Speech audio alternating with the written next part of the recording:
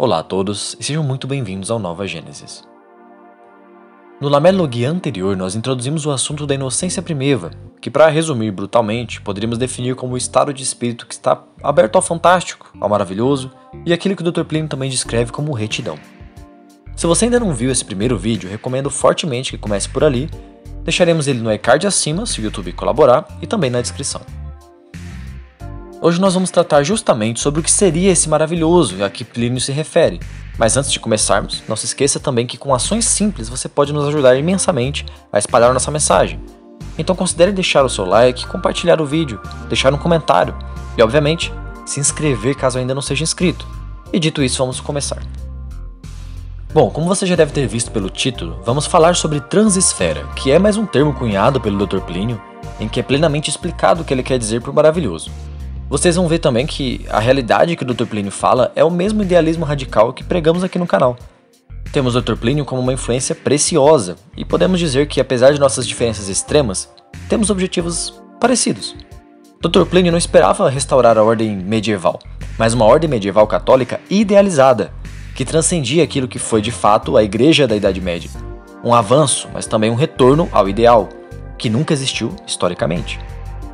Nós também somos justamente o que o nome diz, uma nova Gênesis, uma nova criação, desapegados das religiões que falharam, rumo a um avanço que ao mesmo tempo retorne para mais perto de Deus e da linguagem que a humanidade perdeu. Então vamos ao tema, ainda lendo a inocência primeva e a contemplação sacral do universo. Lá para a página 161 em diante, ele fala sobre modelos ideais. Aqui a gente vai encontrar várias coisas que fazem os católicos engessados ficarem putos da vida, mesmo sendo consequências finais da teologia de Tomás de Aquino. Lemos lá o seguinte: há, portanto, dois Carlos Magnos, o Carlos Magno histórico e o da transesfera. Imagina-se um Carlos Magno irreal, mas que ao mesmo tempo é mais profundo que o Carlos Magno real. E esse Carlos Magno irreal atua. Sua lembrança gera consequências. A história do mundo certamente seria algo diferente se, depois de sua morte física, o Carlos Magno da transesfera também desaparecesse. A legenda acabou transformando Carlos Magno no imperador da transesfera. É muito interessante essa distinção, porque é parte da visão de Nova Gênesis o destaque para o mitológico acima do transitório e do histórico. O Carlos Magno da transesfera, ou seja, o da nossa imaginação, é mais próximo do real. Essa afirmação vai ficar mais lógica, vai fazer mais sentido conforme a gente for estudando. Vamos então pegar diretamente agora as definições do Dr. Plínio, que ele dá no livro, para entendermos claramente o que é esse conceito. Tópico 11. Transesfera, uma realidade sublimada na qual se veem melhor os reflexos de Deus. Os exemplos dados nos encaminham para a conceituação de transesfera. A ideia de transesfera pode ser objeto de uma análise do ponto de vista filosófico ou teológico. O que é essa esfera? Não é uma esfera nova da realidade, mas algo que o espírito humano concebe como produto do espírito. Seria, segundo a terminologia da filosofia escolástica, um ens rationis, isto é, um ser ou ente que é concebível, porém não realizável, fora do espírito. É uma imagem que o espírito humano cria para si, de uma ordem irreal, hipotética, não existente, formando-se às vezes de modo muito efêmero, por certos aspectos da natureza, por atitudes de indivíduos, etc. Que não constitui, portanto, uma ordem real. São aspectos fugazes, são lampejos que as coisas tomam e com as quais o homem constitui um modo habitual de ver todos os seres como se estivessem numa transesfera. Ou seja, para deixar mais óbvio ainda do que ele já está falando aqui, estamos falando de um conceito de imaginação, um desenvolvimento ou um resultado dessa capacidade, no caso. Por isso ele diz que nós temos o hábito de ver os seres como se estivessem numa transesfera. Afinal, nossa impressão das pessoas e do mundo não condiz com um dado simplesmente empírico, mesmo quando a gente impõe métodos para evitar a subjetividade. Sempre nossa imaginação, assim como os modelos da transesfera, surgem ou são criados conforme experimentamos as coisas.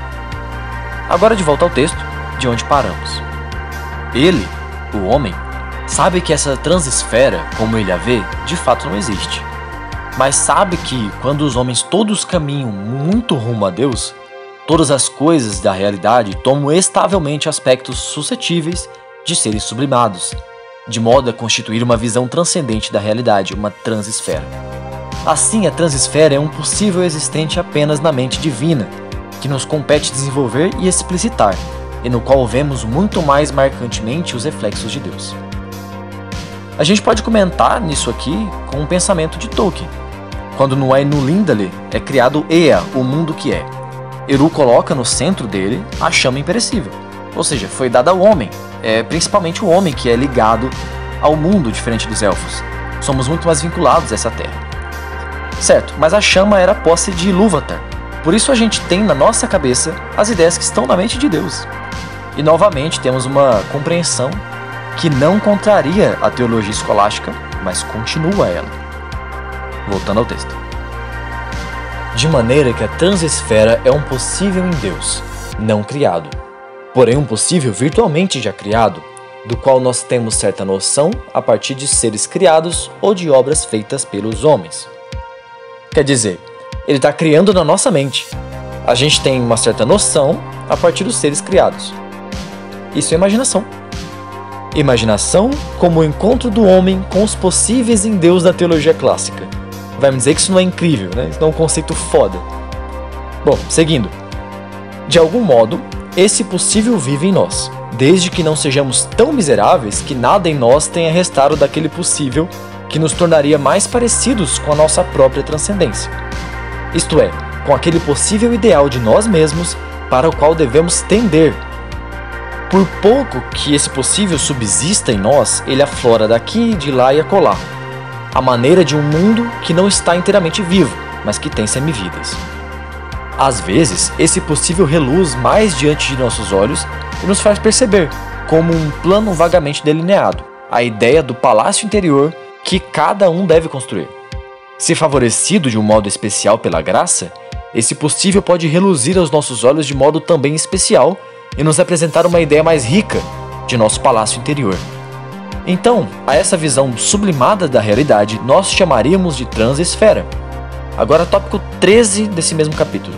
Transesfera, espelho das melhores coisas que há no mundo real. A transesfera é, pois, um voo do espírito. Como não temos a visão direta de Deus, somos obrigados a imaginar uma região da ordem de ser onde todas essas coisas se representam, e que, pela teologia, sabemos que existem em Deus. Aqui, novamente, um comentário. Isso é o que a teologia de fato ensina, que tudo existe de modo perfeito em Deus. Por isso que a gente disse lá atrás que é uma combinação da teologia. É uma espécie de imagem criada de Deus, simbólica, que se estabelece no espírito de cada um de nós, sem sabermos bem exatamente que remete a Deus. Em todo caso, é um voo do espírito muito legítimo. Toda a perfeição, inclusive e notadamente a da virtude, ali se representam. E assim, todo ato de virtude nos remete muito facilmente para a transesfera. Quer dizer, acentua em nós a riqueza desse voo do espírito imaginado por nós. A transesfera é, pois, uma suprema representação da suprema realidade. É uma espécie de espelho sumo de todas as melhores coisas que há no mundo real, apresentadas nos seus melhores aspectos. Forma uma espécie de nebulosidade suma, brilhante, confusa, que é, no fundo, uma imagem de Deus. Abrindo parênteses aqui, a gente não vê Deus, certo? A gente vê coisas criadas, e é o que ensina a teologia. Mas vemos vestígios de Deus. E o nosso intelecto, a chama imperecível em nós, a inocência primeva, como falamos no primeiro vídeo, nos impulsiona a ver mais, a aperfeiçoar o que vemos, e quanto mais nós aperfeiçoamos, essa imagem mental perfeita se transforma em imagem, em ícone do próprio Deus. Por isso aqui nesse canal nós olhamos para aquilo que consideram um lixo e dizemos, ali está Deus. Porque está nitidamente transparecendo Deus. É por isso que a Era das Trevas nos quadrinhos, nos anos 90, assim como essa onda woke, pervertendo as coisas, são malignas, pois atenta contra a própria imagem de Deus. No fim das contas, tudo começa na imaginação.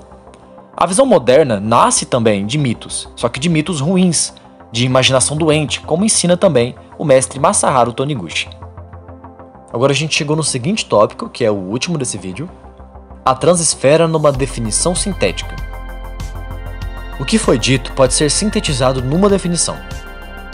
Transesfera é uma visão transcendente da realidade que resulta da contemplação dos possíveis de Deus, a partir do universo criado ou das obras dos homens, e que produz na alma que a ela se consagra um elan de união com o absoluto de Deus. Entenda elan por desejo ou impulso. E essa definição é maravilhosa.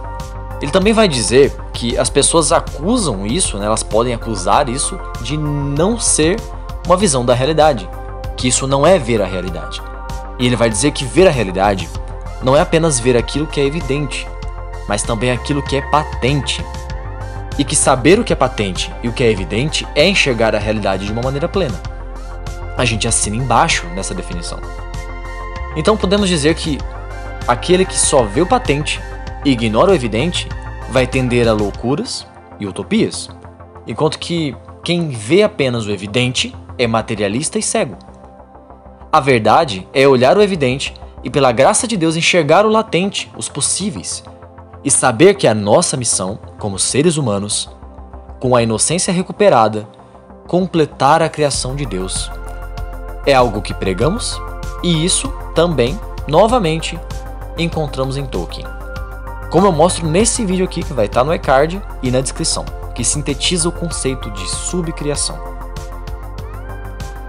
Bom, por enquanto é isso.